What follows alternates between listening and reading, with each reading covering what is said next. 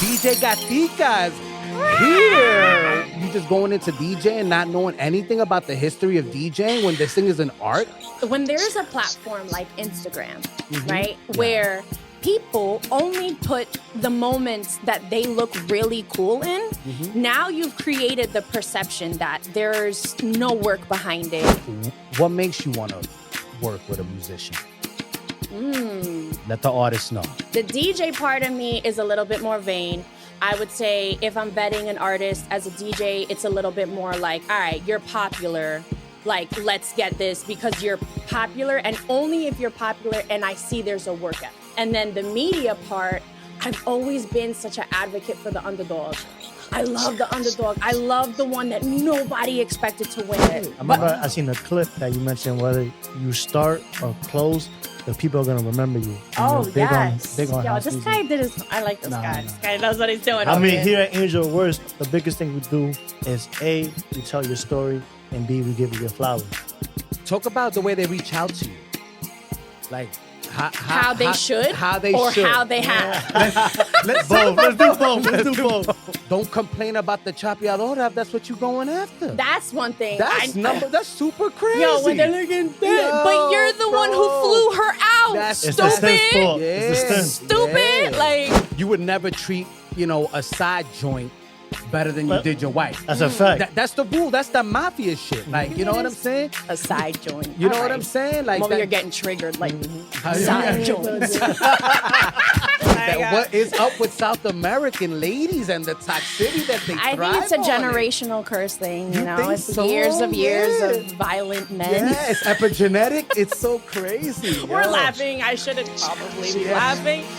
Like I said, I love everybody, but there's just some things that I can't. I say I'm not racist. I hate everyone saying. When baby. did we stop saying no homo? Oh man, to be honest with you, that still gets said, but I think Does it? Yeah, I thought it's just no Diddy. No Diddy is a fact. Now, it took over. Yeah. It took over. How did you become DJ Gatica? Wow. This is how long we got today. So I was always kind of more of like a nerdy musical person. And then I know we were talking about it off air. It was during the pandemic that when the news was off and everybody was freaking out and we're all gonna die, you know what I mean? I realized this is gonna be the first time ever in my life that I'm gonna get paid to stay home.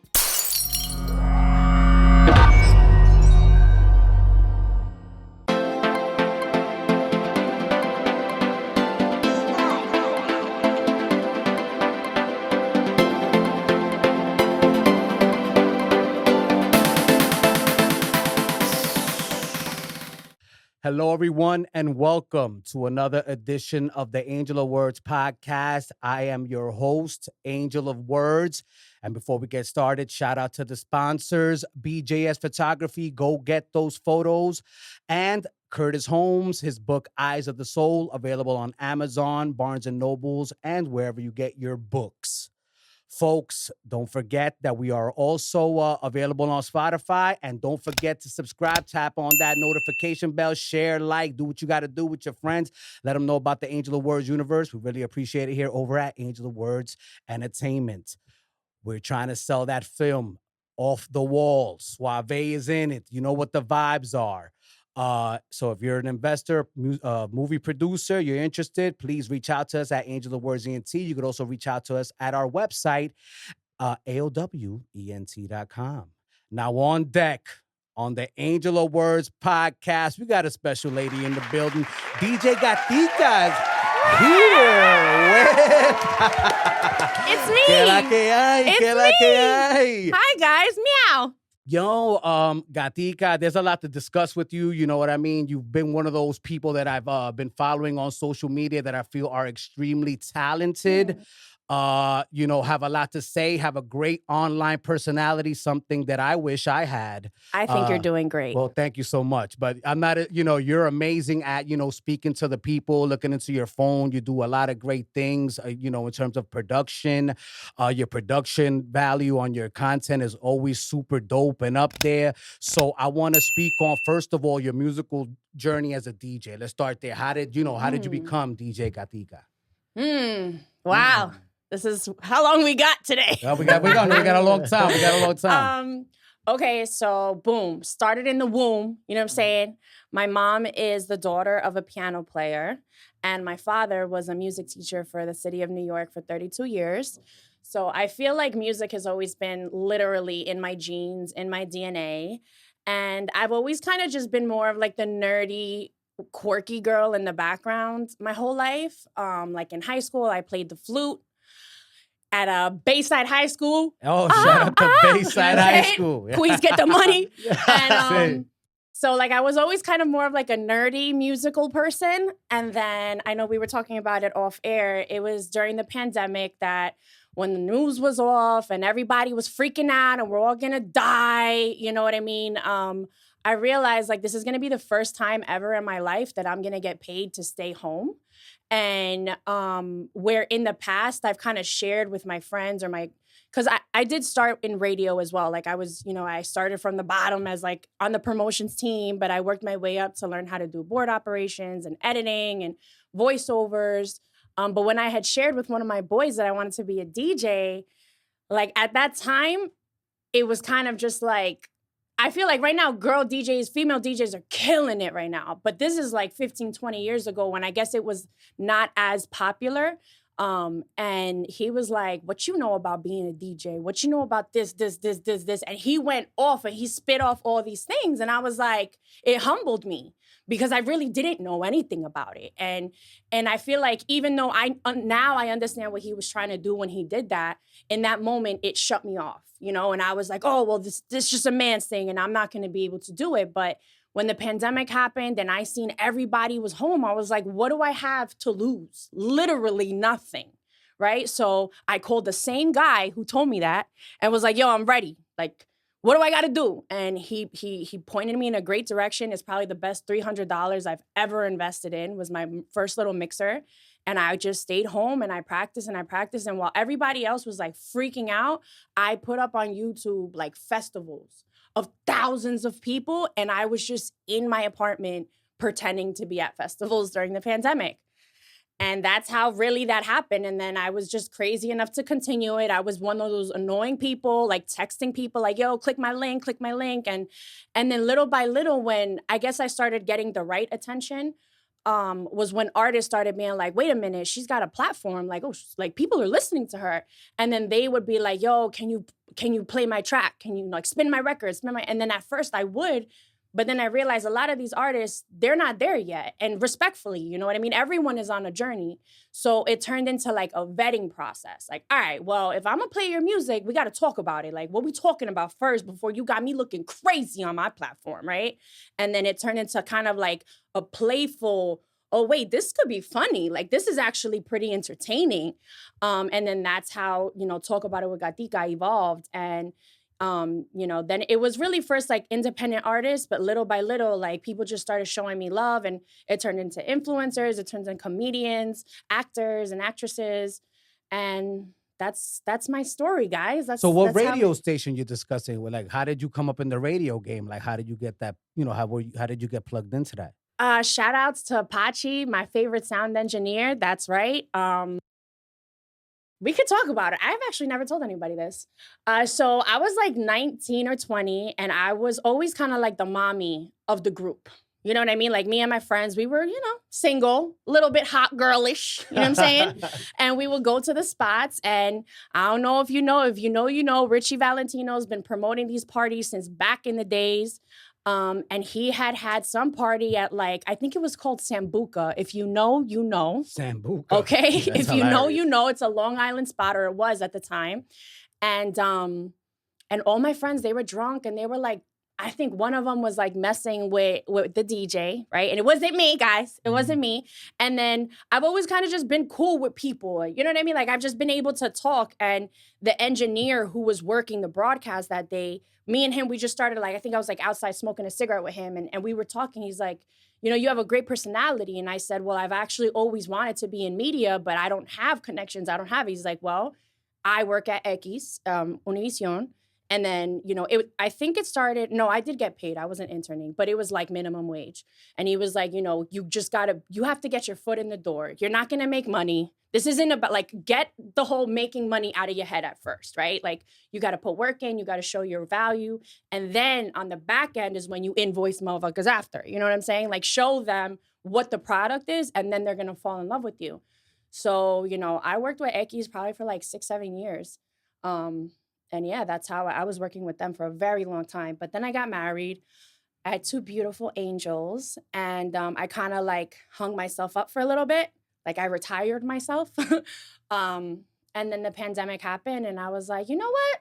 I'm ready to come back outside, guys. And like how I actually want to show up, because Eckies was great. I learned so much. I feel like I learned more of like the business side of radio, and like the relationship building that you have to do first.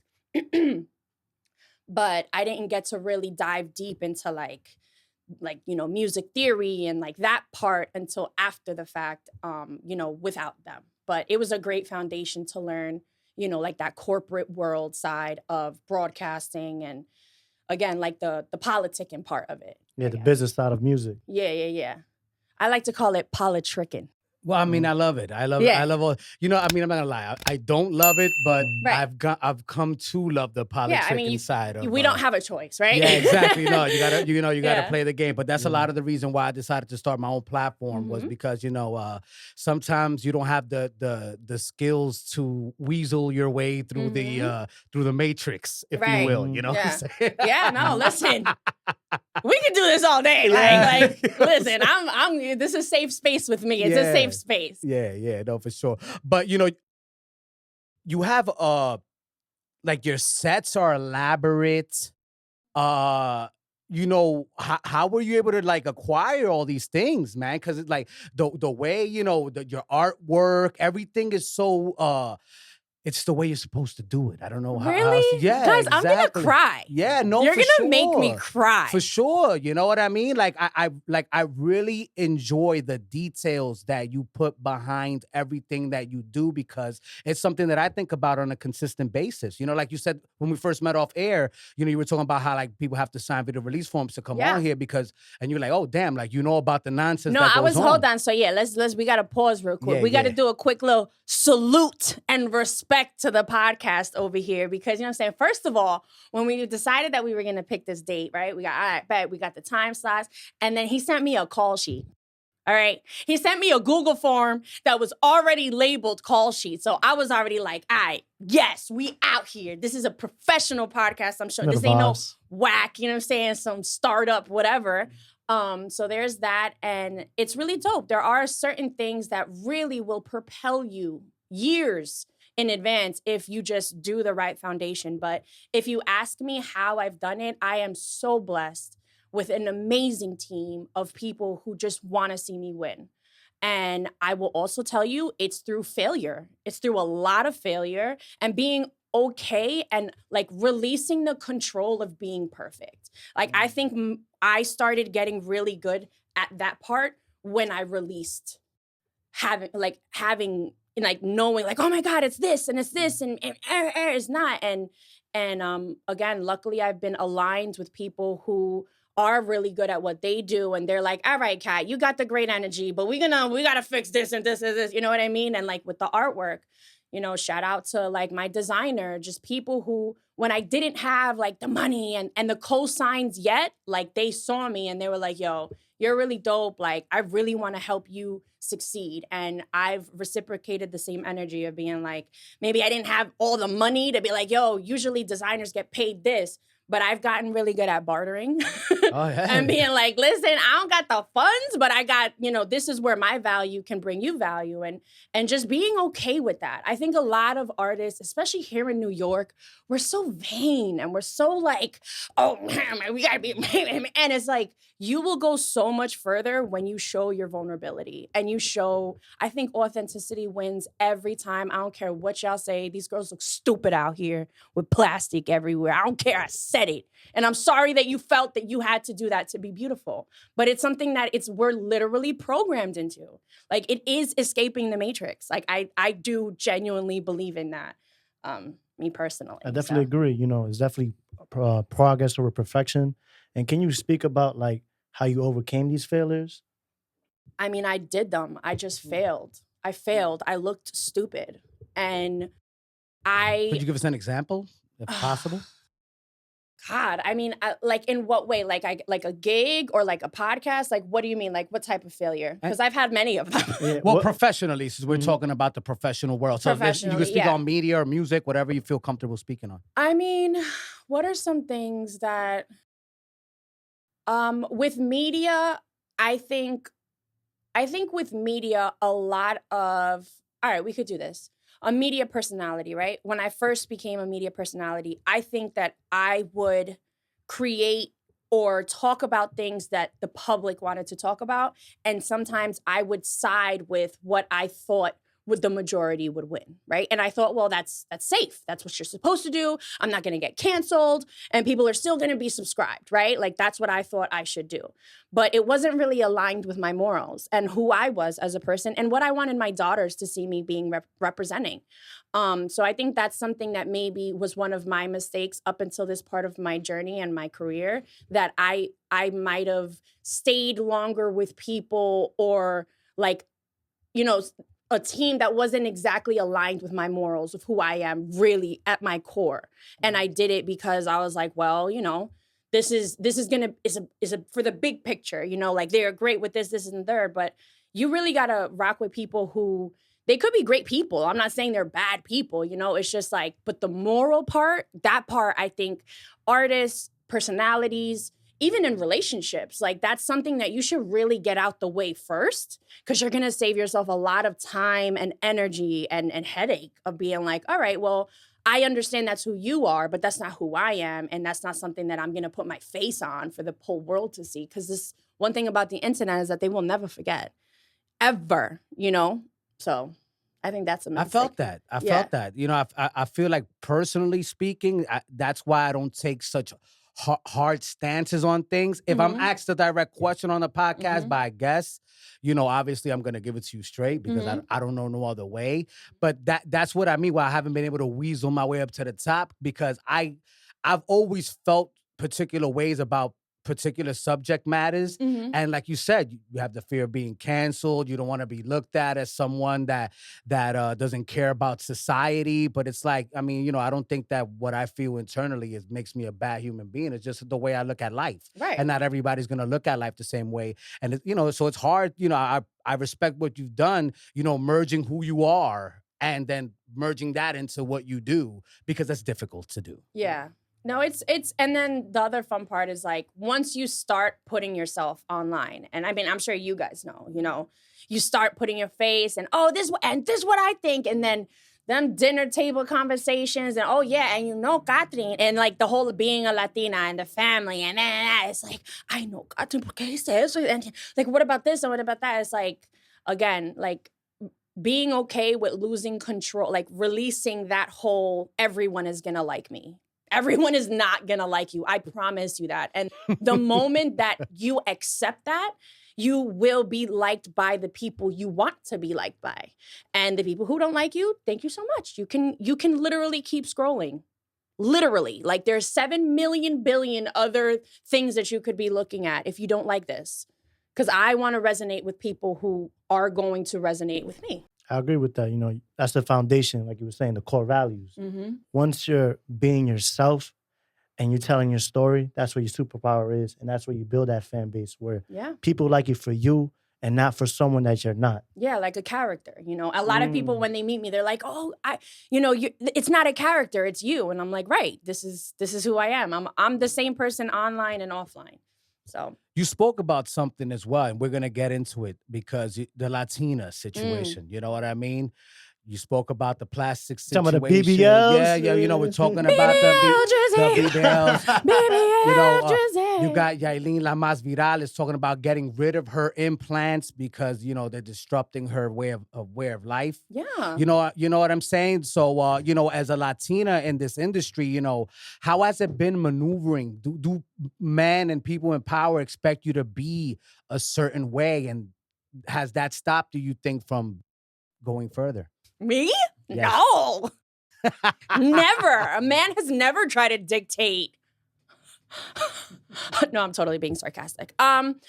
Luckily, I mean, it hasn't happened really recently. I feel like I haven't put myself in the position to even have access to me at that capacity.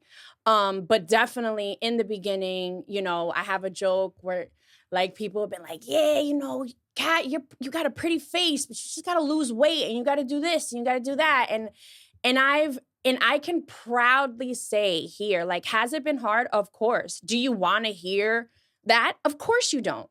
But I also see the girls who listened and I don't think they're happy. And I can be like, you know, did you hurt my feelings once or twice? You did, but you're still watching my stuff. You still here. You still, you know what I mean? And I'm still doing what I want to do and what I said I was going to do and not on somebody else's terms. Because that's one thing that I realized that, let's say you do take the bait, right? And they're like, all right, well, I'll give you the contract. You know what I'm saying? All you got to do is whatever. Let's say lose 40 pounds and this, and the third. But now you're bought.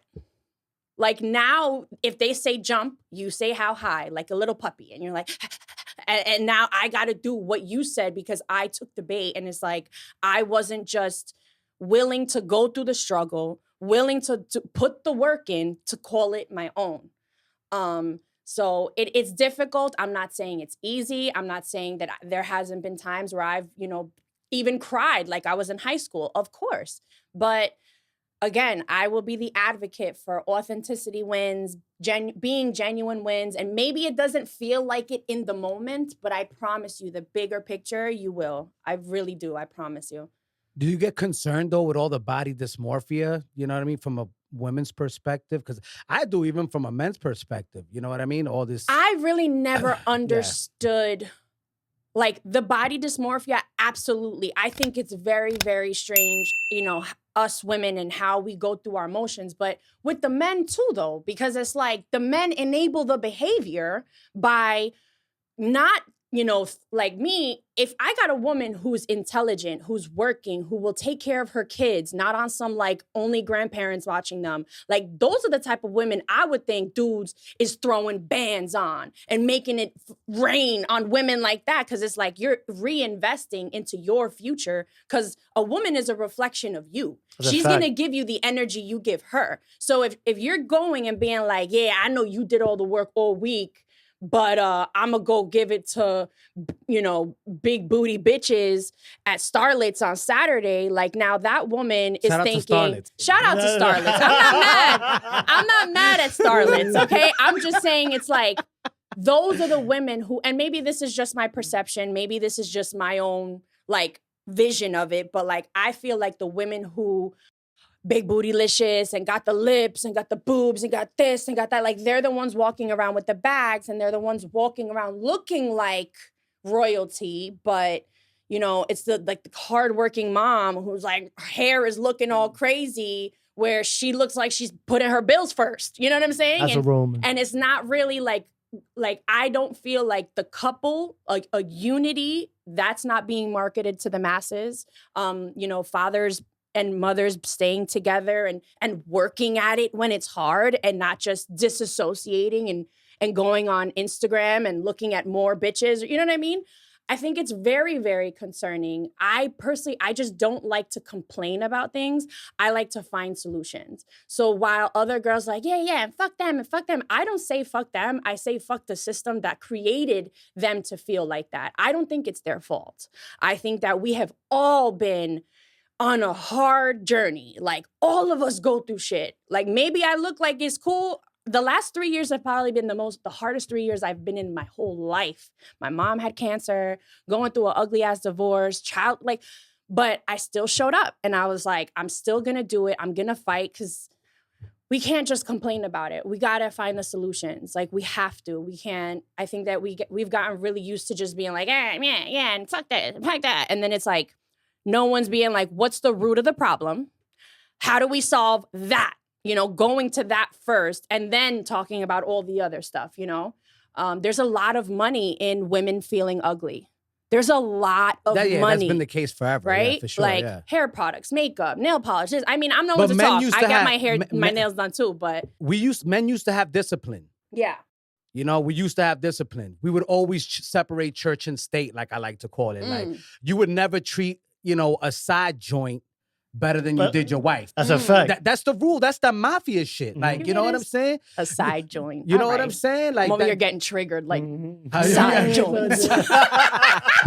Hey, like, yo. You're on the Angel of Words podcast. We're gonna keep it a stack. Keep it a stack here. We good. Go ahead. No, go ahead. But you know, and that's really it. You know, the men have to put their foot down, right? Like, don't complain about the chapeadora if that's what you're going after. That's one thing. That's super crazy. Yo, when they're looking that, but you're the one who flew her out. It's the Stim's fault. Yeah, it's the Stim. Stupid. Yeah. Like, so man. Like, no, you gotta earn good treatment. Like, you know what I mean? I'm not gonna, you know, me personally, you know, I'm not flocking all over the place. Not, don't. I had one instance that I kind of effed up, right? The people that know. But like in general, throughout my whole life, I've never been that way. Yeah. Like, you know what I'm saying? Like, I'm not. You got to earn it, man. You know what I mean? I'm always treating the person that's holding it down better than, you know, the person I'm just trying to have fun with. Like, that's super crazy. To me, like buying luxurious things for people that are just there for 10 minutes in a sense. You know what I mean? That's not the wave. And, you know, a lot of it is our fault. I hope we stop doing that as men. Yeah. You know what I mean? Because you're going to have better women and a better state of culture. Yes, I think like it is a beautiful world, but I'm not going to sit here and act like I'm perfect. Like I get it. I get it. I think that what it is too, there's a big part that no one's talking about. Like y'all men are overworked. So it's like, okay, I get it. You want to have your, you know, you want to disconnect and it not be like, you know what I mean? You just want to have your moment of like, all right, a little bit of entertainment, a little bit of this, because I work so fucking hard. I could do that.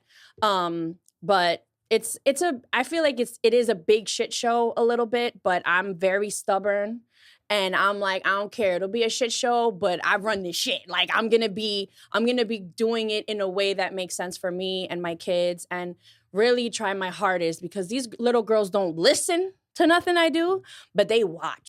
They are watching and they will like, they'll literally play me back a tape of myself, you know, when it starts being like, and I said, don't do that. And they'll be like, well, you said to always be honest. I said, no, girl.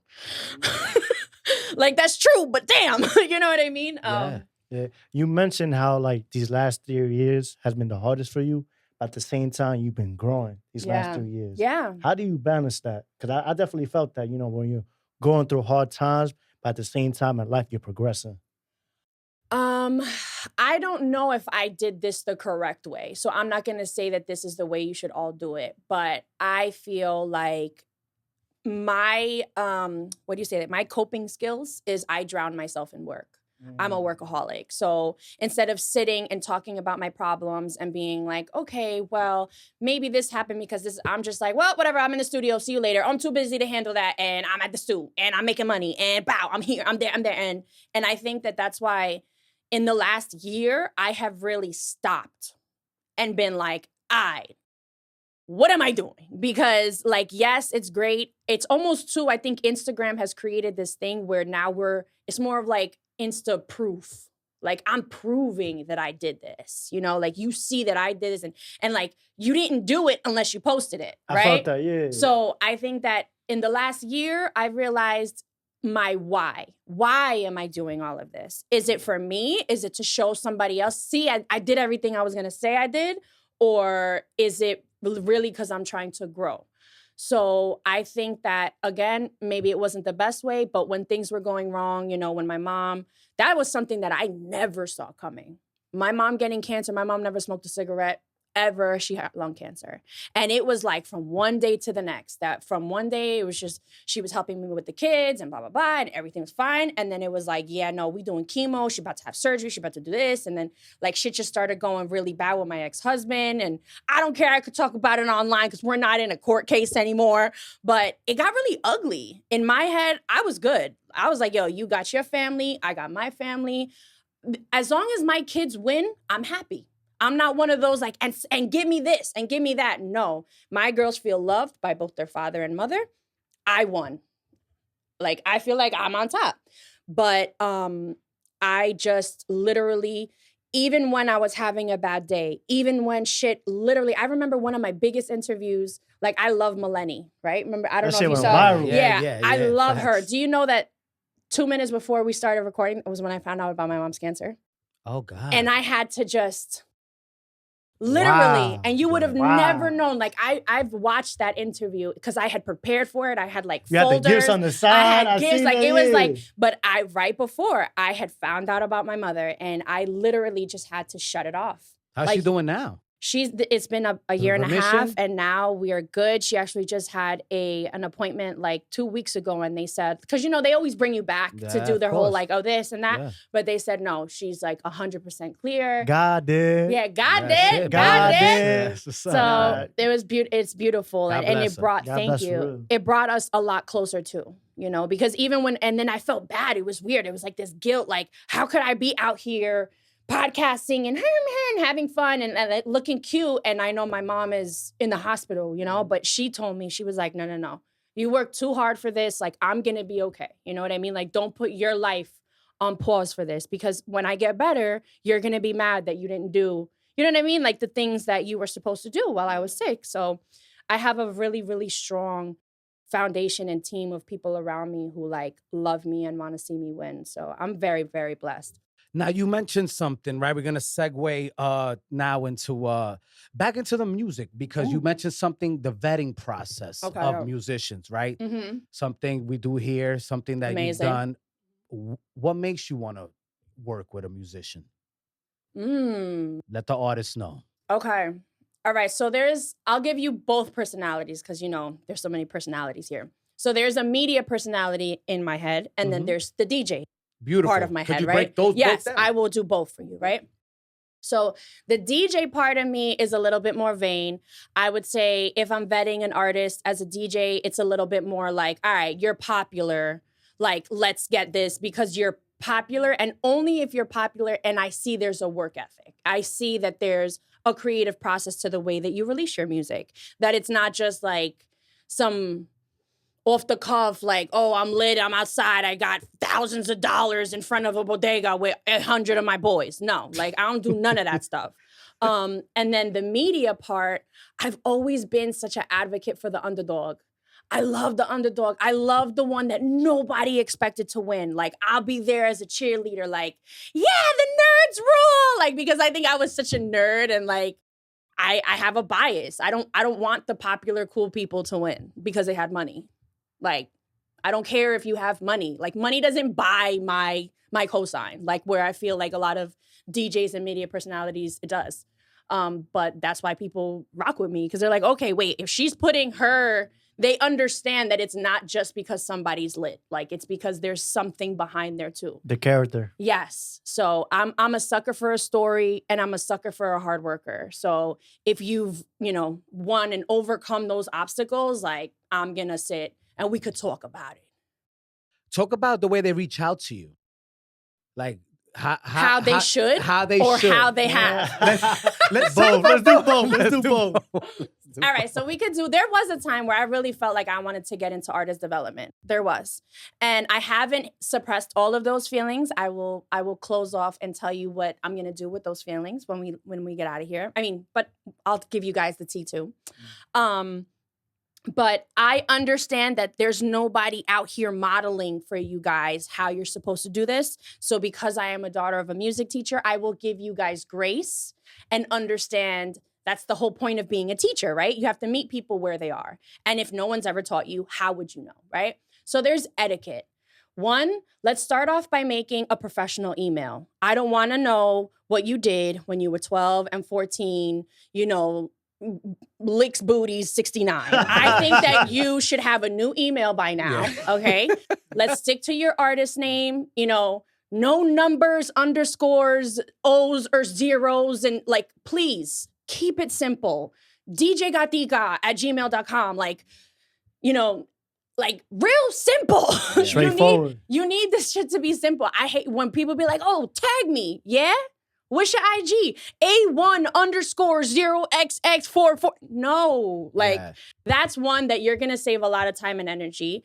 And then two, don't just DM me the song that you did and have no context. Yo, run up the views. I don't know you, man.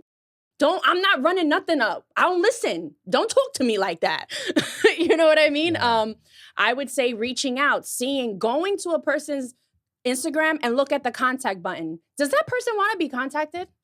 And if they do, they will tell you how to contact them. It'll say DM or email or here's a phone number. So going to see how a person wants to be contacted, that off the jump, y'all really should pay for that, that little gem. She's but whatever. Dropping gems right now. I'll give you all the gems. It's okay. So asking about that. And then once you have your form of communication, good afternoon, good evening, good morning. Like those little things will tell a real executive person, okay, this person means business. Like they know how to address me correctly, right? And then being like, hey, I love your platform. Like I'd be honored. And you don't even got to do honored, but just like, good afternoon. This is what I'm working on. Like, I'd love for you to take a second out of your day. Like I will stop. And if somebody addresses me like that, you got a moment of my time.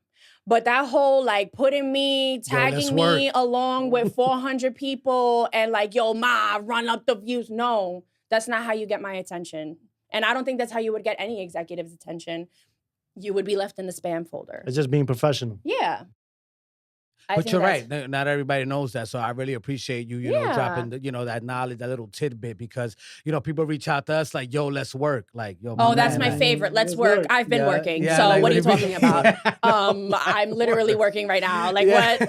What do you mean? How would you like to work? Are you paying me? Like now you've opened up a slogan to just get disrespected. You know what I mean? No, for sure. It's like you didn't even read the bio at all. Right. You know what I'm saying? All the information But again, is there. I try not to take it personal. Yeah, I try to be like, yo, it's not me. Like I know a lot of things because of my father. He had me sitting in studios when I was 3 years old. I knew I don't ever bring liquid into a studio. He played to a salsa band? He played for a salsa band? He actually has his own band, a Latin jazz band. Really? I love some Latin jazz. Yes, what's it called? I can share his YouTube stuff with you. He's literally like a maestro. Like my father is a genius with He's it. him. Like he is literally him. That's what's up. He's a pianist, you said? No, that's my grandfather. Okay. My father is a trombone player. Oh, fire. Okay, play and some now brass. he's That's what's so up. happy because my daughter has picked trombone. Nice. So it just runs in the family. No, Music is just in absolutely your blood. in the family. But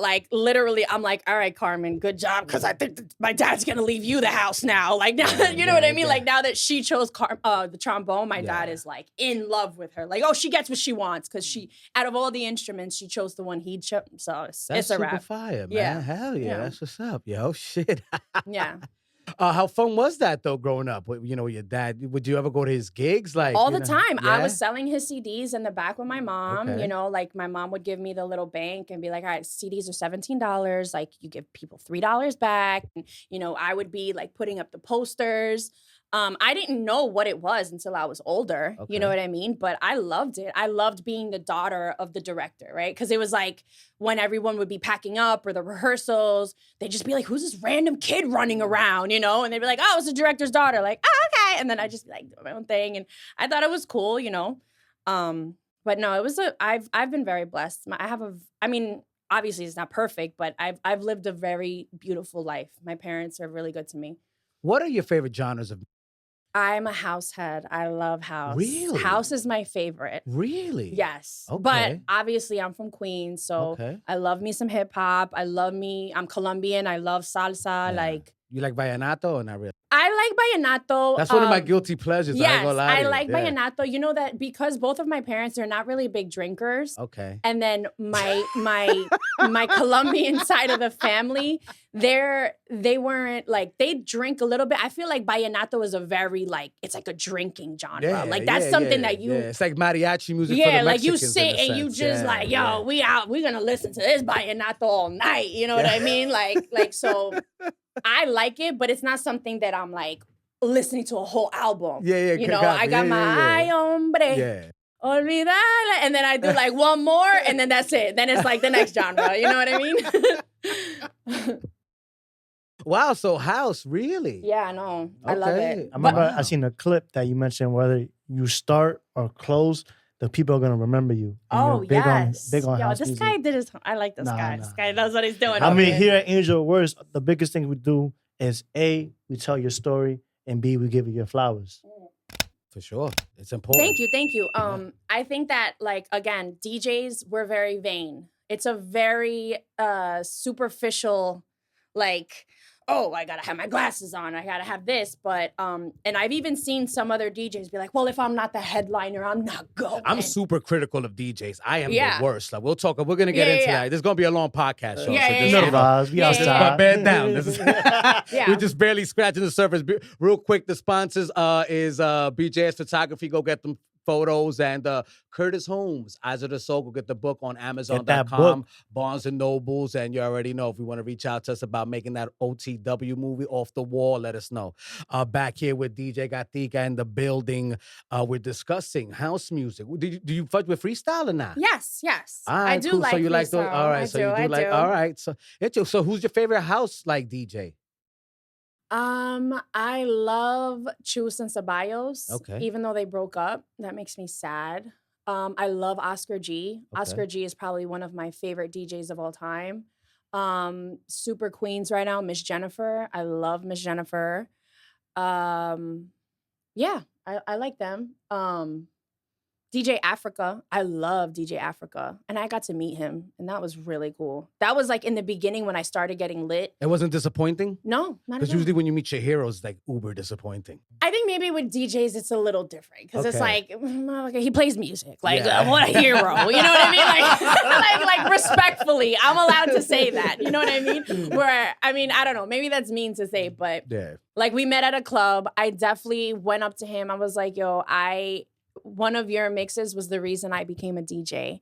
And he looked at me and he's like, damn, Ma, you just made me feel mad old, but that's what's up. Like, and so he like took a picture with me or whatever. Sorry, 1 second. And but no, he's really dope. I like his vibe because he is what I want to do. Like he could do a Rihanna, and then he could do Dembow, and then he could do, you know what I mean? He just does everything, and he will tell a story in 50 minutes, and you will literally listen to like 17 different genres. And I love that. Like I am the biggest fan of that. I feel like that doesn't happen a lot, man. I feel like there's a lot of DJs out here that call themselves DJs that really don't know how to read the room or really don't know, like they say you're doing a particular party with a particular theme and then you're playing hip-hop music. Yeah. Like, what are we doing? Like, you're supposed to be doing Dembow, for example, just throwing stuff out there. Yeah. You know what I'm saying? That really bothers me. Yeah. You know, Again, I feel like there's nobody modeling. Nobody, like, we can't get mad. But come on, really? There's nobody modeling? Like, you just going into DJ and not knowing anything about the history of DJing when this thing is an art form? Okay, so we could talk about it. Let's please. When there's a platform like Instagram, right, Yeah. where people only put the moments that they look really cool in, now you've created the perception that there's no work behind it and that all you have to do is put on a really tight dress, get really hot, show some titties, and get on top of a stage, right? Or for men, you know, put some neon green, you know, thing with your sunglasses and like mix a couple of songs. Like, there's no one really, like, the nerdy DJs don't look like they're winning. So you're not listening to the guys who actually know what they're doing because they don't care about the fake numbers on Instagram. They don't need 1 million followers to know how fire they are. They're cool with the 3,000 real followers and having some dope vinyls in their picture because they don't need all that extra shit. They don't look like winners. So that's a fact. You mentioned about like how you could fake numbers, but you can't fake impact. that's a fact. You can't fake the work. You can't. And it'll show in your set. Like, when I go to a spot, and especially now with AI, like, it is so easy to DJ. Do you know what I did the other day? And I'm going to tell y'all the tea. I don't give a shit. All right. This is I don't awesome. give a This is shit. kind of stuff we love here at All right? AOW. I got booked for a venue that I've never been at, right? And I was like, all right, you know, I have a feeling I know what people like, right? But I want to get really targeted. I want to get real specific to this spot that I've never been at. I went on AI and I was like, pull up the data, AI. Like, according to the last 100 days of people who have checked into this location and public information, give me 20 songs that the people who have checked into this location would like to listen. Just like ChatGPT you were using? Gemini, Bard, Gemini, Google. Oh, good luck. And I bet. Gemini, y'all better start paying me because I've told a lot of people about you. It was that sponsor money. You know the vibes. It's a saying? fact. Gemini, yeah. Cash App DJ Gatica. You know the vibes. That's it. So, I mean, did I only rely on that? Absolutely not. I have crates of music that I've sat for hours, organizing and making backups to. But that put me to a place. It started me off at a better place. Now I'm using real life data of people who have checked in on Facebook, people who have checked in on Instagram, and Instagram. They see what songs you're reposting, what songs you're listening to, and it literally populated me like 20 songs that right now. Huh? I love that. Yeah. I mean, I know some people That's get doing mad. your research. That's Right. using the technology you have to do the right thing. But some people will call it cheating. And I would say it is a little bit, but I still am trying, right? I don't think it is because music there's an oversaturation of music. Regardless, now. yeah. You know what I mean? If it was back in the days where we didn't have all this music, everybody making music, it's easier for you as a human being to crunch the numbers yourself in a sense. Yeah. But because of all the saturation of music, you kind of do need that to help you get to the nitty gritty of what you really want to, the vibe you want to bring out to the spot. In my opinion, I don't think it's cheating. I think it's just smart. I mean, I resources. think, yeah, exactly. It's just people are still very, I guess it's still too early in AI, in the public eye of how they want to take it. So I think because people don't really understand it, they have a lot to say of it. Is it fucking scary to know the Terminator is a real movie and that shit could go left? Absolutely. But I think that we have to just start asking the right questions, right? Clearly AI is here and it's here to stay, whether we like it or not. So I think we have to start getting targeted of asking the right questions. And I think one of the first questions is, who is regulating the AI policy? Who's creating the AI policy? When we use AI, who really owns it? Is it Google that really owns it? Because the way I think of it, and maybe I'm doing this too early, but I feel like it's like any other algorithm, this AI shit, right? Like, especially for creatives, because now everyone's a creative and everyone is using AI for their creative stuff. Like, I think it's like every other algorithm. The algorithm is going to let you do and let you put the work in. Let's give it to the people. See what they do with it. Then there's going to be maybe like out of 100 people, let's say 10 people bank on it. They make a lot of money. They make a couple moves. Now, once that real big money is made, that's when Google, that's when ChatGPT, that's when OpenAI is going to be like, all right, well, being that you used our platform to create this $10 billion animal, like now we get our points back. Where's the points? Our RIA money, you know what I mean? And that's going to be the things that start. Those are going to be the conversations people are going to start having, because now no one's making any real money with it. But once people start making real money, that's when they're going to do the circle back, right? The circle back. Like, oh, hey, we're here. Y'all did the work. Yeah. We're the platform. So like, it's like the create labels. Companies to make sure they get the money. Right. You know what I'm or saying? like suing, because again, all those disclaimers, all those things that when you're like, oh, just sign it. Like, no, you got to read it. Like, you're basically saying, hey, if I make something, you own it. So, those are a lot of the questions that I feel people need to, instead of just being like, nah, fuck AI, nah, like, it is dope, but how are we using it? Who's regulating it? And who owns it? Yeah.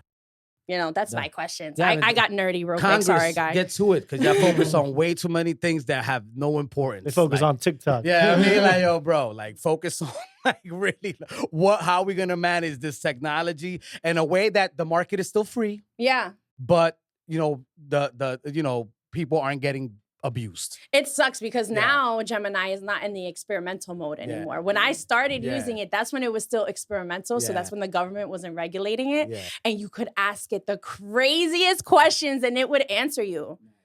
It would.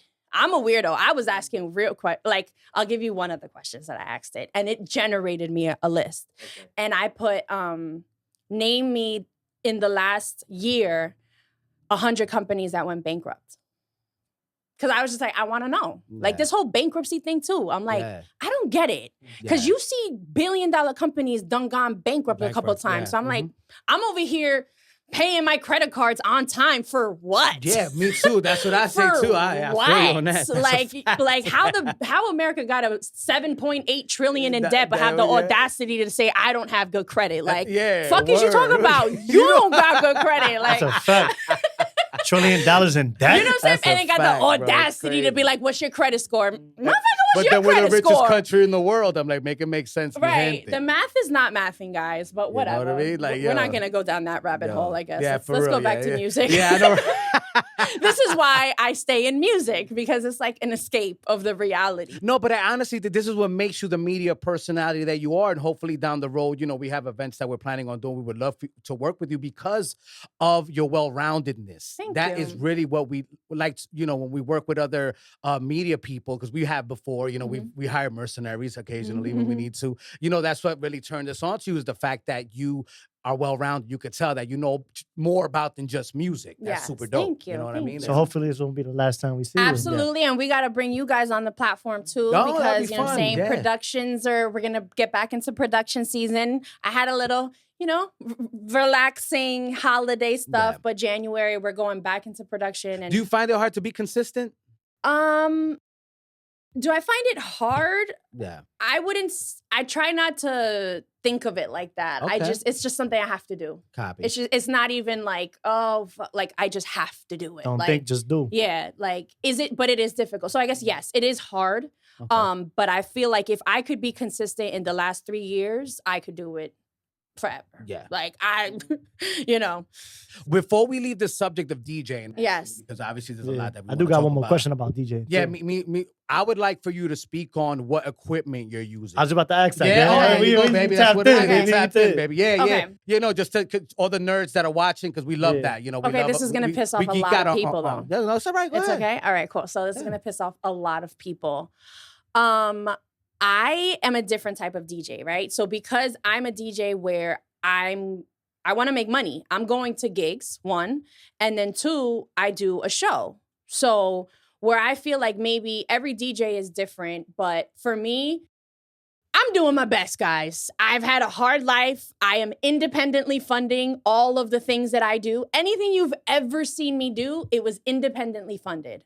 So to tell you I have some equipment that's thousands of dollars and this, no, absolutely not. Right now, my home base is a SB3, a little vibe that's very, very portable that I could take, you know, anywhere. My speakers, they're probably like $2,000 speakers.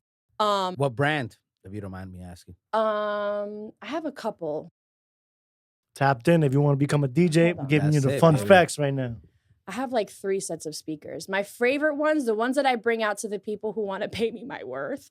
Are you still using Serato? Or oh, absolutely. That's still lit? Absolutely. Serato, you know, even though I love house, I'm still more of like an open format DJ. Okay, the turbos. I got turbo sounds. I got some Boseys. Of course, the Boseys are the best. And a Samsung. That's more of like a sound bar though. But yeah, that's what I use. But when I'm recording, like times that I've done mixes, like the link that I sent you, I've worked with 3 main studios in the past 5 years, and they have the equipment there. So I've, you know, been blessed where we have our, you know, deal where like I'm using their equipment. And then obviously like the cross promotion of everything. Because I got 2 kids, man, and this DJ shit is expensive, and I've never wanted to suck an old man's dick. Oof. So I just do what I do with my best. And I don't do it with getting old men to pay for my stuff like some of the women in this world do. You ain't selling your soul. No, I like my soul where it is. Can you speak about some of the platforms you work with, like Latino Mix Radio, Rough Riders Radio, and like all these things? Absolutely. So I've been with Latino Mix for years. I know right now they're like in transition of, I think, the location that they're at. Rough Riders as well for a couple of years. I think, how did that happen?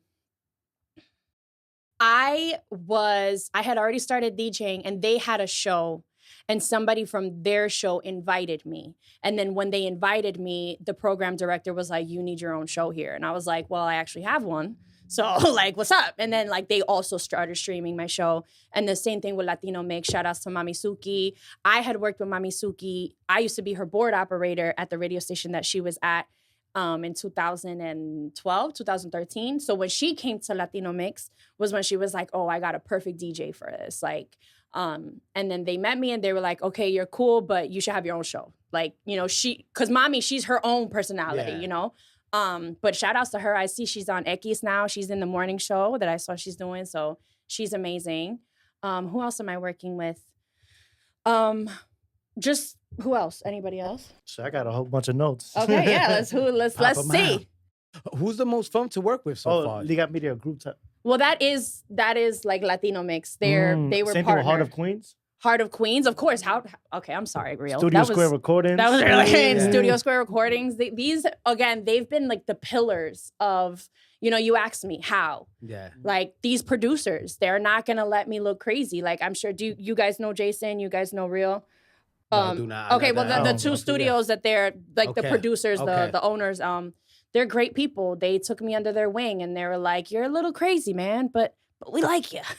We're going to get you looking right. You know what I mean? And just a lot of mentoring, a lot of just support. But shout outs to Heart of Queen Studios. He is my co-founder for Bars and Beats. Okay. And we are really, we've been releasing the content the last week and a half, but like we're basically like the content is in the queue for the next couple weeks. And then we're going into production for Bars and Beats in January. So if you're an artist and you want to be on the show, make sure you have a EPK that's nice and ready and updated. And you can email me and we can see if we could cast you on the show. Because it's a vibe. I don't know if you've seen Bars and Beats, but it's pretty cool. Thank you for mentioning that. EPK. You know, I have one. Okay. Angel of Words. You know, I have a 1 page. I have a pitch deck for the movie. We have all that stuff. Like, explain the importance of having that as an artist. It's really going to differentiate you to an executive. Like while a lot of people you feel like you're close through DMs, it's not really them. Like you know, that's somebody's intern. Like, so, you know what I'm saying? Like the people usually, like that's somebody's assistant, that's somebody's intern, and you're not gonna get, while maybe you got their attention, having those things is gonna make their boss take you seriously. Okay, can you explain what exactly is an EPK? Sure. So an EPK is an electronic press kit, and it's basically just like a 1 or 2 pager, maybe with some hyperlinks, maybe with some really dope headshots, or it doesn't even need to be super de-duper professional, but just something that looks clean and organized, kind of like an electronic biography where you can, you know, click some stuff and see some really dope things you've done. And if you feel like you haven't been at a place where you have really dope things that you've done, don't be afraid to use AI. Like, AI will make something look a little bit more professional or you know, just like it's kind of like that whole selling salt to a slug. Like you have to, even if you're not there yet, you just have to be able to tell a story and basically make someone commit to your story, even if you're not totally there yet. Like you have to sell the story, I think. I love that. Well, everyone, we've reached the point in the podcast where it's time to play Jesse's Weird Question. Woo! I love weird questions. Shout out to Jesse J. Yes. All right. The question is, do you watch these blackhead and pimple watching videos on that are online? And if you do you enjoy watching people get their pimples popped? That is a pretty weird question. That is a weird question. So I like to watch when it's a far visual. I don't like it when it's like the real up close and personal where you literally see it like coming out. Like that, I'm not really fucking with that. But like when it's like a girlfriend, like a millennial on a chicklet doing one of those, like I could watch that, you know? But when it's like up close and you see like the actual blackheads on its side too, nah, I'm good off all that. I'm good off all of that. Well, everyone, that's DJ Gatica here. Jesse's Weird Question, you know, is brought to you by BJ's Photography. Go get them photos, and Curtis Holmes' book, Eyes of the Soul, available on Amazon.com and on Barnes & Noble. You want to kick off the next question with DJ Gatica? We don't have it here for long, man. Yeah. Yeah, I got my kids. How did you get your DJ name? Okay. So my name is Catherine. Everybody always call me Kat. because I thought Catherine was like such an old lady name, right? Bodega like, cat. Yeah, I know. And then I took that big fat cat like in the bodega. I took that forever. So yeah, nobody ever calls me Catherine though. Everybody always called me Cat. And then when I became a DJ, I really wanted people to know that I was a Latina as well, because I'm a big business person, right? And I'm like, how am I going to market myself without spending money on marketing? Right? Yeah, and it's for sure. like Yeah, that's the number one key. Facts. Yeah, and every reggaeton song is like La Gata, La Gatica, La Gata, Gata. So I was like, yo, I will have a million songs that I could have Wisin and Yandel giving me a drop without giving me a drop, because this was before AI really hit off, right? Facts. And I really was just like, yo, girls love cats. I look at people who've won, right? Bad Bunny. That was so simple. Like the name, Bad Bunny. Like, and I'm like, I gotta simplify it. It's gotta be simple, something that everyone will, that is like, people will remember it. Or who doesn't remember Gatica? Like, that's so easy. But I didn't think it through with like the American culture. Where I think like with like white and black people, they're like Gatica. What is Gatica? Which that's a dope name though, because that's a show. I think Gatica's a show, or a character on a show. Is it? Yeah. You can look that up. You can AI that. You All right. Well, I'm gonna AI that shit. Yeah. Gatica's a thing. I didn't know that. That's a thing. Yeah, for sure. It's like some sci-fi shit. I'm gonna look up when it was made, because I trademarked my shit. They better give me my royalties. Talk about that process real quick, because that's a little G money, man. Not for nothing. You dropping gems right now. That's a fact. Yeah, because I mean, if you guys notice, I'm gonna show you this because just her so logo is super fire. Yeah, can you speak about the logo? Who did your logo? Oh, Javier, the designer. Okay, so let's give shout out. Yeah, definitely. I'm not one of those people who hoard plugs, because like you'll never have my sauce, right? Like I could give you the plug and you do what you do with it. So I don't mind. Javier, the designer. You ever heard of him? I know he's like he works with Pereira. He's done so great. And he's been there through my journey too, when like I didn't even know what I was talking. You know what I mean? Like I can only imagine times of me doing like sessions and being like, this is what I mean, but this is reference. Like, and I remember my producer was like, yo, if I was this guy, I would literally have thrown my phone if this was you. But I'll show you. So there's two things, right? There's logos, there's LLCs, there's trademarking, there's intellectual property. There's a lot of different avenues that when you start getting real serious about what you're doing and your ideas, that you have to do with the state if you don't want people to take your idea and if you want to start making real money with something, right?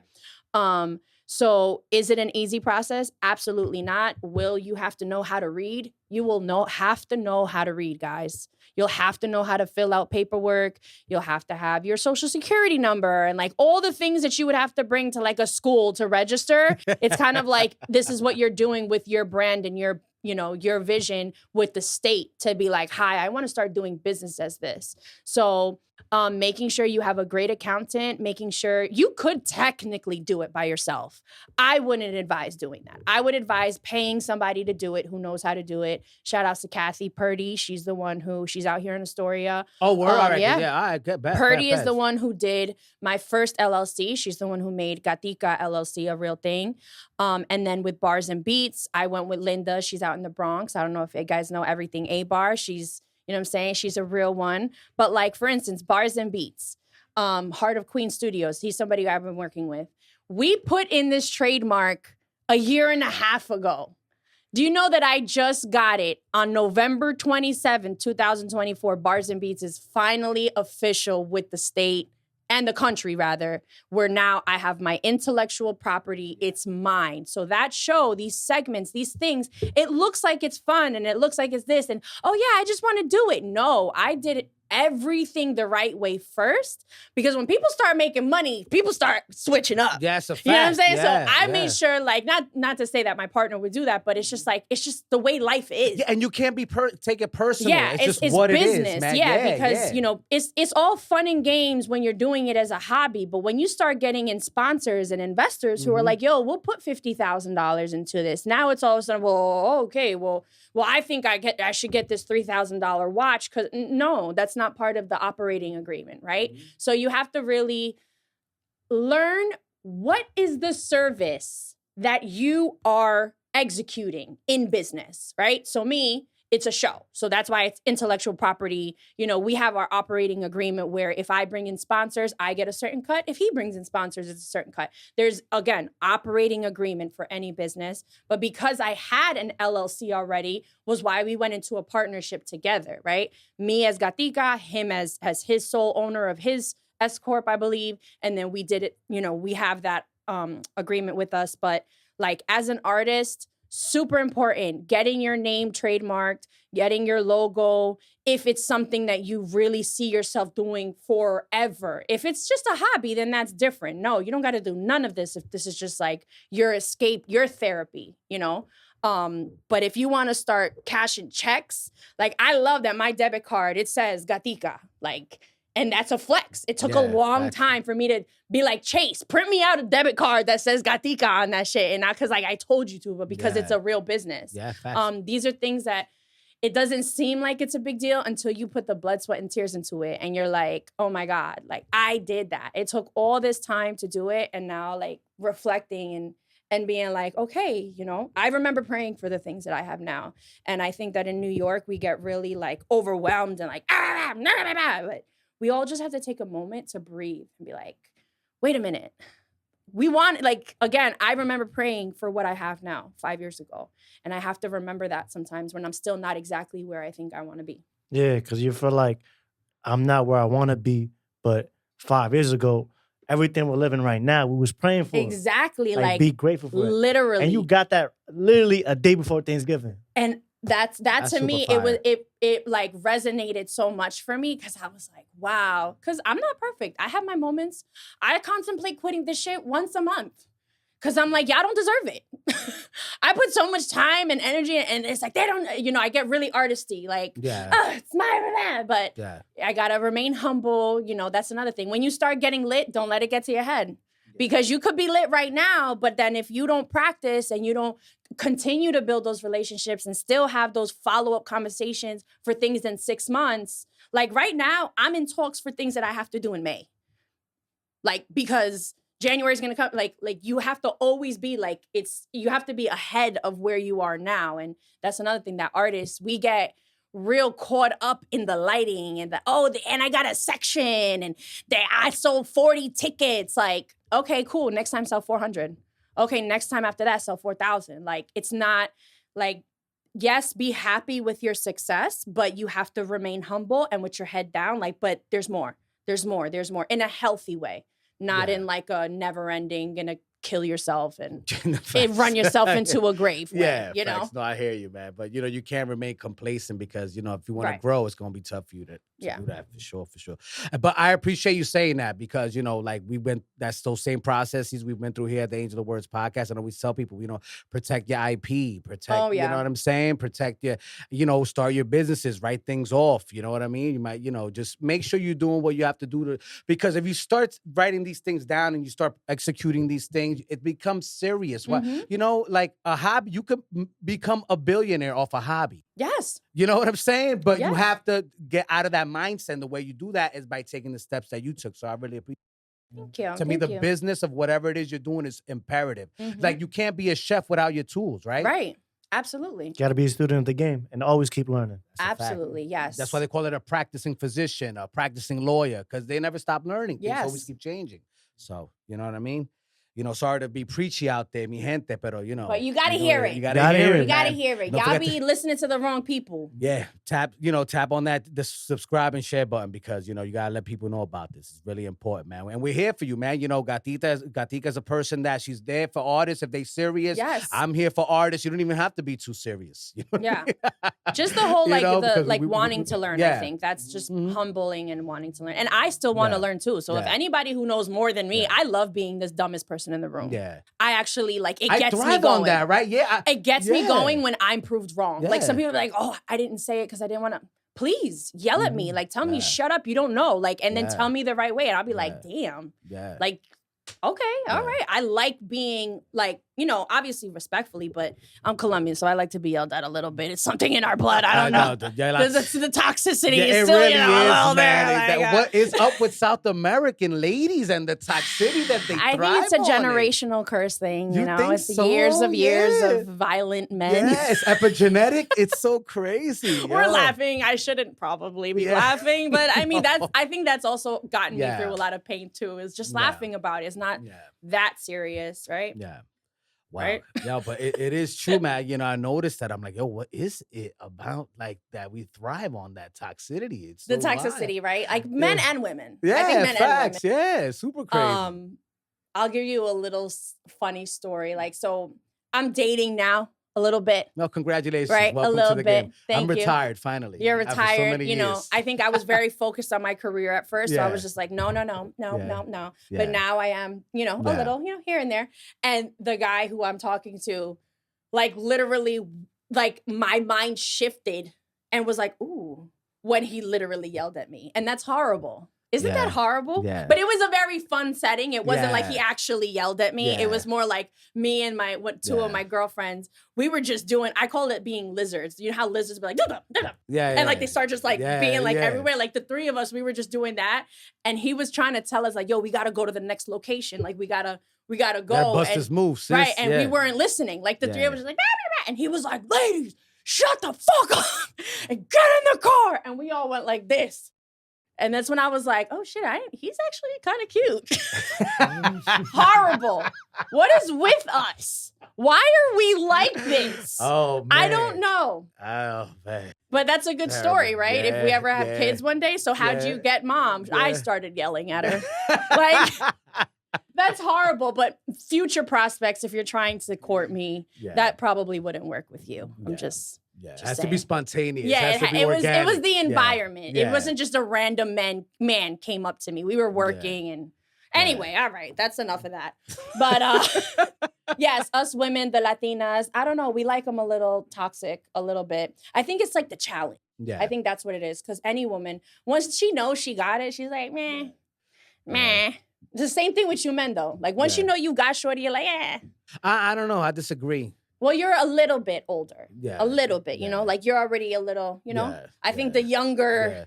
Yeah. I like people that are chill, like, you know what I mean? That brings you peace. But you've had your moment. You said you've had your moment. Oh, yeah, but that's because I wasn't in the right headspace. Right. You know what I mean? I was there's wilding. growth. There's growth, right? You're a little bit more matured now. I was too progressive. You know what I mean? I had to tap back into that conservative side of myself that I always was when I was younger. Okay. It's crazy. I feel like I was indoctrinated without even knowing into that liberal mindset. And I'm like, man, this is gross. Like, no. Wait, so I got to be in charge. This is outlandish. Okay, so wait. So can you give me the names? There's liberal.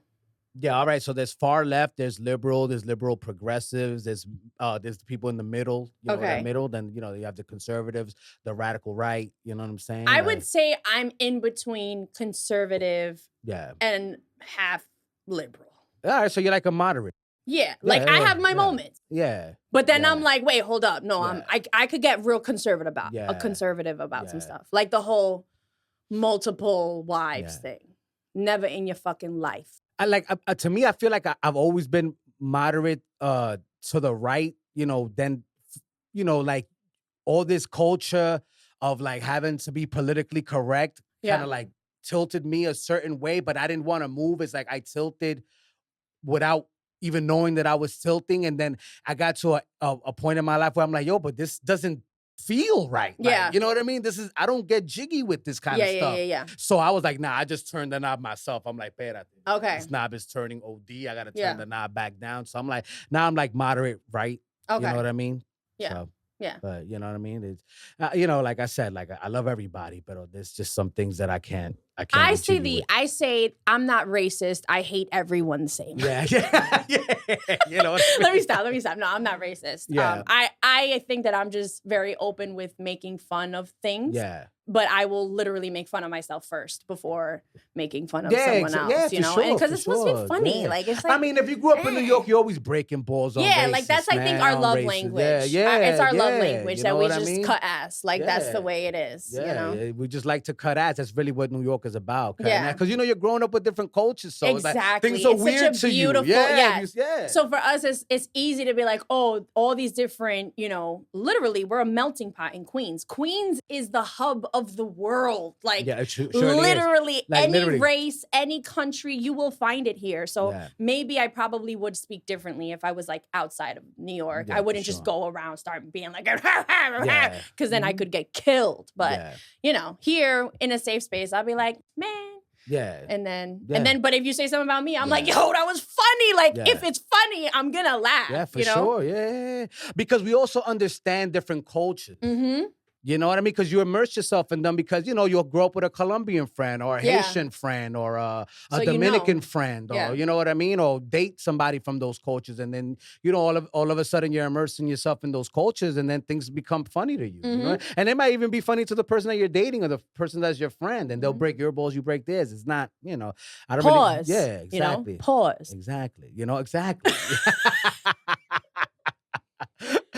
Suave and I grew up in the land of pause. Yes. You know what I mean? Harlem, in the East Side. building. Yeah. So, yeah. Project When did we Babies. stop saying no homo? Oh man, to be honest with you, that still gets said, but I think Does it? Yeah, I thought it's just no Diddy. No Diddy is a fact. Now, it took over. Yeah. It took over. It took over the that. Yes. So we finally found a replacement Yes. that was good. But when do you think like pause came into light? I would say that was easily early 90s. Pause? No, I think for me that was like high school. That's like No, 2016. I mean, I would say like 96. People kept saying pause? Of course. I thought it was like... Yeah, because, the whole Harlem world movement. I thought everyone saying no homo, and then pause was like 2010s. To me, pause and no homo around the same time What? frame. Really? Yeah, I yeah. feel like no 'Cause I homo is remember- older. Yeah, I feel like homo's pause way is older. very new. That's like new. Yeah, Pause newer. Nah, pause ain't new, bro. Word? They were saying in pause was in the for a 90s? minute. Nah, hell yeah.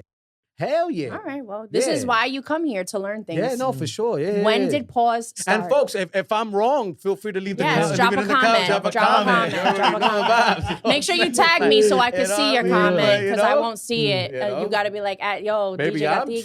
tripping. Yeah, no, DJ Gatica. Yeah, you know what I'm holla. saying? Like, you know what I'm saying? For real. We're definitely going to do this again, though. Oh, I mean, well, let's go into 5 words later. Everybody, we reached the point in the podcast where it's time to play 5 words with Angel.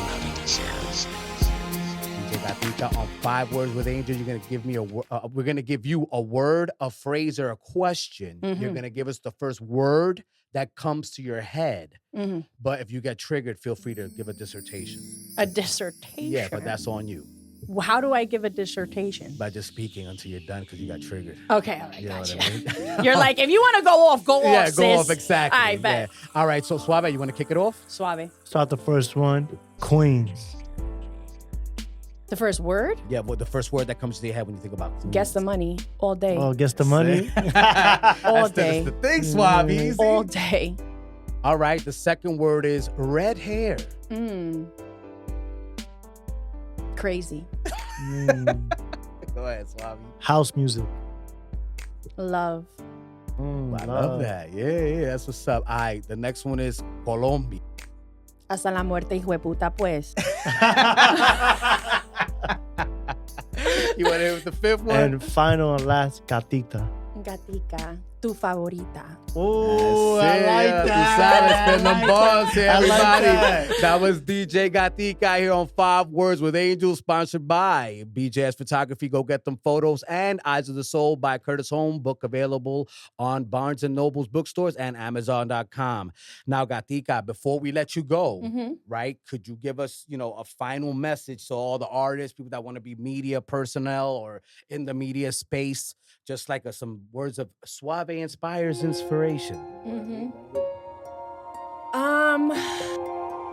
You're gonna fail, but that's okay. You're never gonna succeed without failing 1,000 times. So start failing.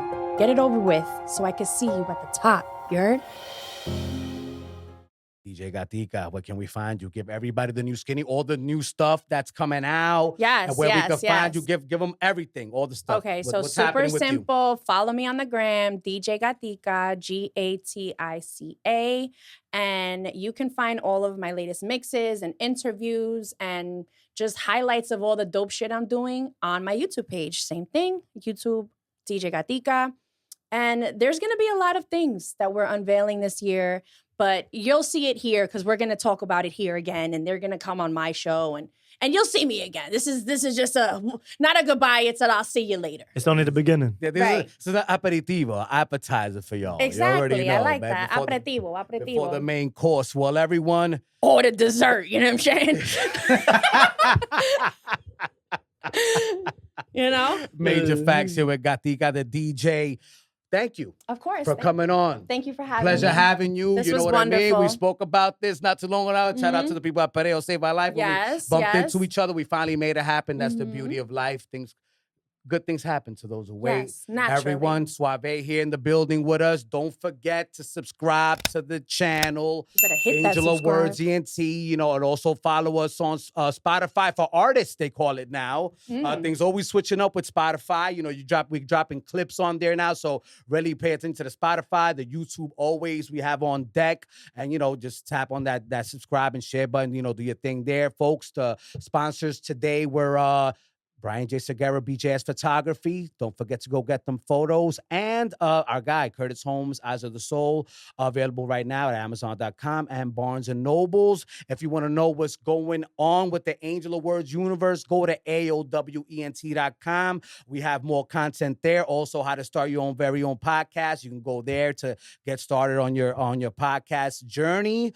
And we thank you, baby. Te quiero, Puerto Rico. Santa Isabel. We outside.